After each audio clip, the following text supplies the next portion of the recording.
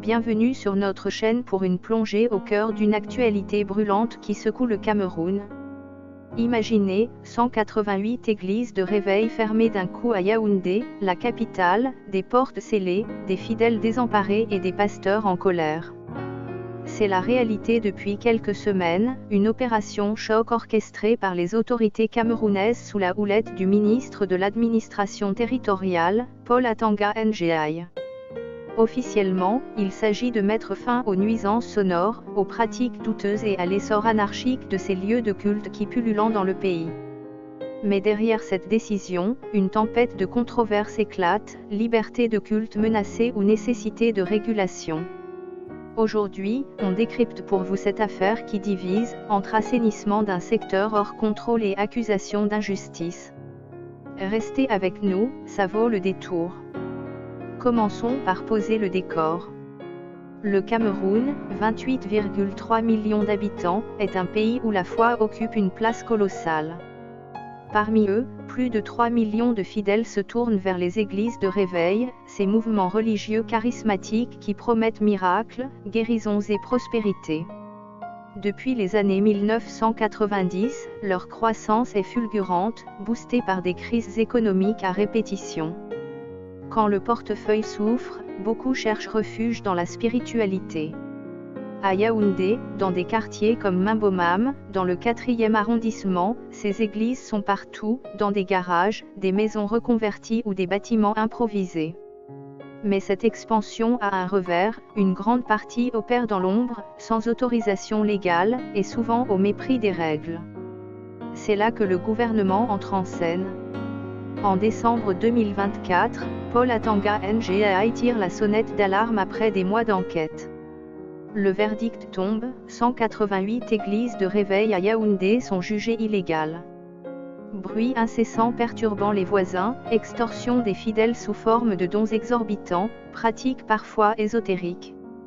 Les griefs s'accumulent. Le ministre promet alors une opération d'assainissement pour remettre de l'ordre dans ce secteur en pleine explosion. Et il ne plaisante pas, en quelques jours, les scellés sont posés, les portes claquées, et des pasteurs se retrouvent sans chair. Mais l'histoire ne s'arrête pas là.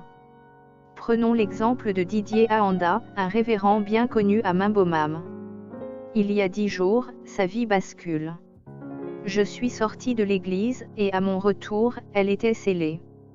Mes fidèles sont chez eux, et moi aussi, raconte-t-il, la voix teintée d'amertume.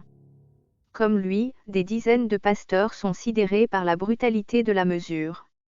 L'État s'acharne sur nous comme si l'Église était la source de tous les maux du Cameroun, lâche-t-il. Et il va plus loin, en face de mon église, il y a une poubelle géante qui envahit la rue. Pourquoi ne s'attaque-t-il pas à ça? Une question qui résonne chez beaucoup. Car oui, cette opération soulève un tollé. Si certains habitants applaudissent lassés des prêches tonitruants jusqu'à minuit, d'autres crient à l'injustice. De Lorango, évêque de la native église baptiste du Cameroun, monte au créneau, les bars font du bruit, eux aussi. Pourtant, personne ne les ferme. Pourquoi cet acharnement contre les églises? Laissez les pasteurs tranquilles. Un argument qui fait mouche, dans un pays où la musique des débits de boissons rivalise avec les louanges des cultes, pourquoi viser uniquement les seconds? Pour les autorités, la réponse est claire, ces églises opèrent souvent dans la clandestinité, échappant à tout contrôle. Mais est-ce toute la vérité? Remontons le fil. Depuis 2008, le gouvernement tente d'encadrer ce phénomène. Cette année-là, 81 institutions religieuses obtiennent une reconnaissance officielle. L'Église catholique, les protestants historiques et quelques autres passent le filtre. Mais pour les églises de réveil, c'est une autre histoire. Depuis 1998, aucune nouvelle demande d'autorisation n'a abouti, selon des observateurs. Résultat? Ces mouvements, portés par une demande spirituelle insatiable, s'installent quand même, sans feu vert. Une situation kafkaïenne, l'État bloque les régularisations, mais reproche ensuite l'illégalité. Un cercle vicieux qui nourrit les tensions. Et les chiffres parlent d'eux-mêmes. À Yaoundé, ce ne sont pas 188, mais près de 300 églises qui auraient été fermées dans certains arrondissements, selon des sources locales. Une vague répressive qui pourrait s'étendre à Douala, Bamenda ou d'autres grandes villes. Objectif affiché, assainir un secteur devenu ingérable. Mais à quel prix? Car au-delà des nuisances, c'est tout un tissu social qui vacille. Ces églises, aussi controversées soient-elles, offrent du lien, de l'espoir, parfois même une aide concrète dans un pays où l'État peine à répondre aux besoins. Les fermer sans alternative, n'est-ce pas risquer de laisser des millions de fidèles dans le vide? Côté fidèles, les réactions sont partagées. À Mimbomam, une femme d'une quarantaine d'années, fidèle de l'église de Didier Aanda, confie, on priait là-dedans, on se soutenait. Maintenant, où irons-nous? À l'inverse, un voisin exaspéré rétorque, enfin un peu de silence. Leur haut-parleur me rendait fou. Deux Cameroun, deux visions, et au milieu, un gouvernement qui joue les équilibristes. Mais creusons plus loin. Pourquoi cette croisade maintenant? Certains y voient une manœuvre politique.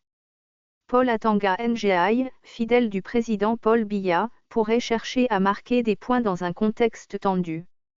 Le Cameroun traverse une crise économique, des conflits dans les régions anglophones, une insécurité grandissante. Face à ces défis, fermer des églises, c'est montrer que l'État agit, qu'il reprend le contrôle. Une stratégie qui ne convainc pas tout le monde? C'est une diversion, accuse un pasteur anonyme. Pendant qu'on parle des églises, on oublie la misère et la corruption. Et puis, il y a la question de la liberté religieuse. Le Cameroun, signataire de conventions internationales, garantit le droit de culte dans sa constitution. En scellant des églises, l'État ne marche-t-il pas sur une ligne rouge? Les pasteurs le pensent. On nous traite comme des criminels, déplore Didier Aanda. Pourtant, le gouvernement se défend, il ne s'agit pas d'interdire la foi, mais de la canaliser. Une nuance subtile qui ne passe pas pour tout le monde. Alors, où va-t-on? Les autorités promettent de poursuivre leur offensive. Mais sans dialogue avec les leaders religieux, sans assouplissement des règles d'autorisation, cette guerre risque de s'enliser. Car réguler, c'est une chose, étouffer, c'en est une autre. Et si l'intention est louable, mettre fin aux dérives, l'exécution soulève des doutes. Pourquoi ne pas accompagner ces églises vers la légalité plutôt que de les rayer d'un trait? Pourquoi ne pas s'attaquer aussi aux bars bruyants, aux marchés anarchiques, aux vrais fléaux urbains? En attendant, à Mimbomam, Didier Aanda regarde son église fermée, impuissant. Ses fidèles prient chez eux, en silence. À Yaoundé, le bruit des scellés a remplacé celui des louanges. Une victoire pour les uns, une défaite pour les autres. Mais une chose est sûre, cette histoire est loin d'être finie. Le Cameroun, à la croisée des chemins, doit choisir, assainir intelligemment ou réprimer aveuglément. Et vous, qu'en pensez-vous? Dites-le nous en commentaire, abonnez-vous pour ne rien rater, et on se retrouve bientôt pour décrypter l'actualité qui fait vibrer l'Afrique et le monde.